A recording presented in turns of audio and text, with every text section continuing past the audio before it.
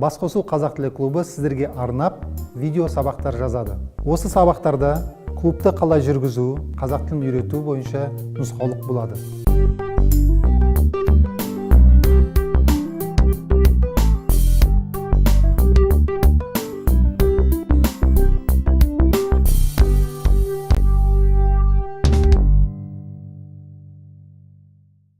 Ойынның тәртібі бойынша сіз көзіңізді жұмасыз.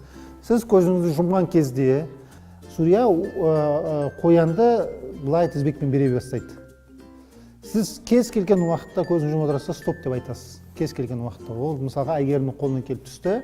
Сіз көзіңізді ашпайсыз, стоп деп айтасыз да, мысалға Т әрпі деп айтасыз. Т әрпі. Т деген әріп. Сол бітті. Әйгерім Т әрпіне 6 сөз айту керек. Ол уақытта ол қоян бұлай айналып келсе, Әйгерімге, ол 6 сөзді үлгерсе, ол жеңді. Жеңілсе, ол сіздің орныңызға болып отырады. Жарайды, онда 4 сөз болсын. Сіз көзіңізді жұмасыз, Сүрия бастаймыз. Шеңбер құрап отырған басқа қатысушылар бір ойыншықты қолдан қолға беріп, айналдыра бастайды. Ортада көзін жұмып отырған қатысушы кез келген уақытта тоқта деп айтып, көзін ашпай, кез келген әріпті айтады.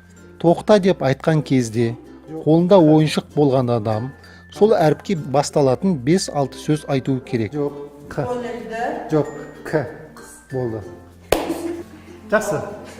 Болды ма? Бастадық па? Да. Иә. Бастадық. Стоп. Қандай әріп?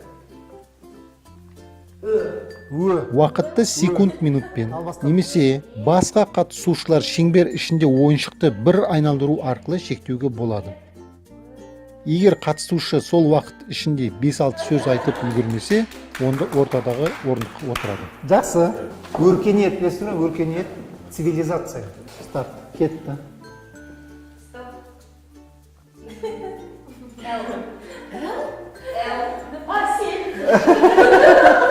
Л әрпіне 4 сөз айтыңыз. Ағжанға беріп. Ләззат. Лауазым.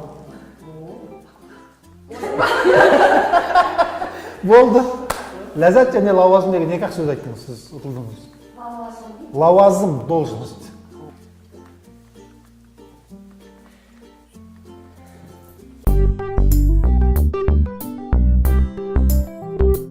Назарларыңызға көп рахмет. Тағы да қосымша видеолар үшін біздің YouTube-тағы каналымызға жазылып, Facebook-тағы парақшамызда қарап жүріңіздер. Сау болыңыз!